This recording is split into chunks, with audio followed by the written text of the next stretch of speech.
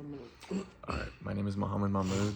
I'm doing the present a topic to someone. I have my brother here. I'm going to show him about neurotransmitters. Alright, I don't know if you can see the slideshow, but alright, so the first thing, I have neurotransmitters for my project. So first thing, what are neurotransmitters? They're just chemical messengers that allow neurons to communicate. There's two ways how they communicate. They communicate through electrical signals. It's basically where an action potential travels down the axon.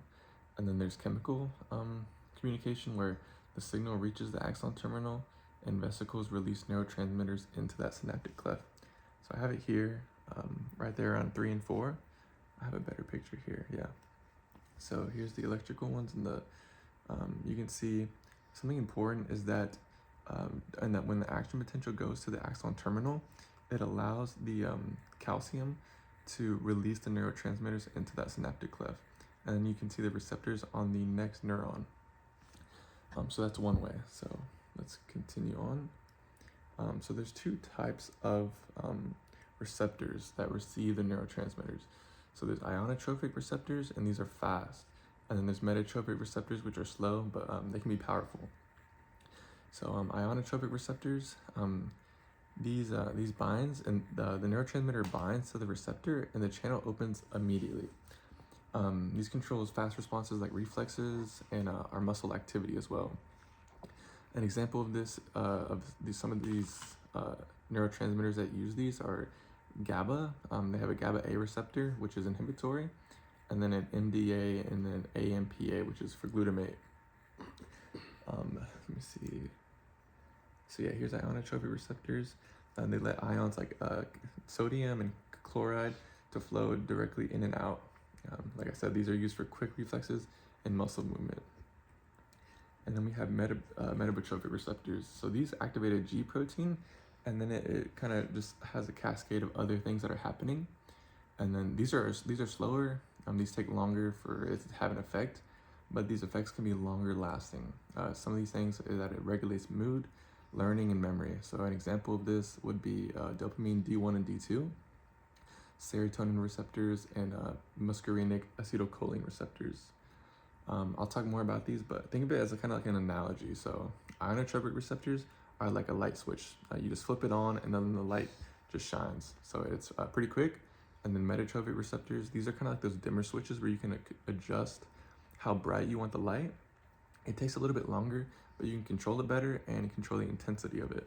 All right, now let's talk about, let's talk about some of the classes of neurotransmitters. So there's amino acid neurotransmitters. Oh my goodness. There's amino acid transmitters. These are mostly common in the central nervous system. Some examples are glutamate, GABA, and glycine. Glutamate is our main excitatory neurotransmitter, and GABA is the main inhibitory one. And then glycine is inhibitory, especially in the spinal cord. Another class are the amines. These are like dopamine, serotonin, catecholamines, all of that, epinephrine. And then we have neuropeptides. These are like endorphins, oxytocin, and vasopressin. These are larger molecules that modulate emotion, pain, and stress. Another one are the gas neurotransmitters. These are like nitric oxide and carbon monoxide. And these are a little bit different because these kind of just diffuse right through the membrane. So these are kind of like a special class of their own. So let's talk a little bit about where the major neurotransmitters come from and their pathways. So acetylcholine is produced in the basal forebrain, and it projects to the hippocampus and the cerebellum. So if you think about it, the hippocampus and the cerebellum, hippocampus is for memory, and cerebellum is for motor function. So that's how you can kind of remember that. And then dopamine. Dopamine is produced in the VTA, which is the ventral tegmental area, in the substantia nigra. And the way I memorize this one is dopamine. It's produced in the substantia nigra. And if you think about the Niagara Falls, when I look at it, it produces a lot of dopamine for me. So you can think of it Niagara Falls, substantia nigra. And this projects to the nucleus accumbens, the cortex, and the hippocampus. This kind of involves with reward, reinforcement, and learning. And there's two types of, diseases that are involved with dopamine. So if you don't produce enough dopamine, you can develop Parkinson's, and then if you develop if you have too much, you can get schizophrenia. Another one for norepinephrine, it's produced in the locus coeruleus and the lateral tegmental area, and this projects widely to the brain, spinal cord, and cerebellum. This kind of helps regulate arousal, attention, mood, and sexual behavior. And then serotonin, this one's a little interesting. It's produced in the midbrain, RAF nuclei, projects to the forebrain and the limbic system. And this controls sleep, mood, anxiety, and sexual behavior as well.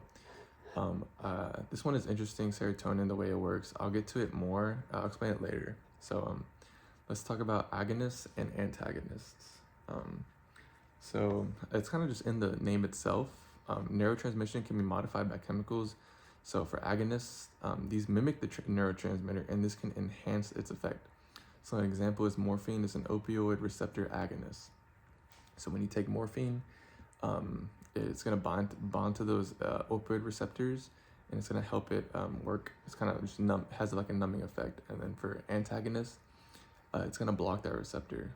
So it prevents neurotransmitter action. An example of this, I guess, could be antipsychotics blocking dopamine D2 receptors. And you can see in this chart right here, the agonist, it kind of has the same, it fits right into the receptor, so it enhances cellular activity. And then the antagonist, it's blocking the receptor, so the drug can't really act with it. And then we'll get to that later. And then let's talk more about some things that can act as agonists and antagonists. So caffeine. So caffeine blocks adenosine, and that's a sleep-promoting neurotransmitter. So it increases dopamine and norepinephrine release, and it can lead to arousal. So, but also excessive use of caffeine, it has a lot of effects on your heart. So you can kind of increase mortality in young adults. Another one is antipsychotics. These can be used to treat schizophrenia. So these are dopamine D2 antagonists. So it reduces excess dopamine. And then we have antidepressants, like I was talking about. There's three of them, but we have tricyclics, and these block norepinephrine and serotonin reuptake. And then SSRIs, these are selectively block serotonin reuptake. These are pretty similar to tricyclics, but there's fewer side effects that come along with it. And then we have anxiolytics like benzodiazepines. These are GABA agonists. So GABA, we said it was inhibitory. And then agonist, the word helps, it enhances cellular activity. So if you have a GABA agonist, you're having more inhibition, and it's causing a calming effect. And then we also have barbiturates. These block sodium and increase chloride. So it's kind of like an anesthetic, and it helps with epilepsy as well. And then we have alcohol. In low doses, it reduces inhibition. It feels stimulating, but in a high dose, alcohol is like a sedative. It inhibits glutamate and enhances GABA. So chronic use can lead to brain damage, and then withdrawal, seizures. You have seizures when you're withdrawing due to the increase of glutamate receptors. And then lastly, we have how it cleans up the signal. So after sending the message to neurotransmitters, they have to be cleared. So reuptake can be, like I said, for serotonin, it can be recycled back into the neuron. And then we have enzymatic breakdown, where it's destroyed by the enzyme, and then diffusion, where it just drifts away from the synapse. And like I said, SSRIs work by blocking the serotonin reuptake. And then I guess to wrap it all up, neurotransmitters, we talked about how they come in several classes.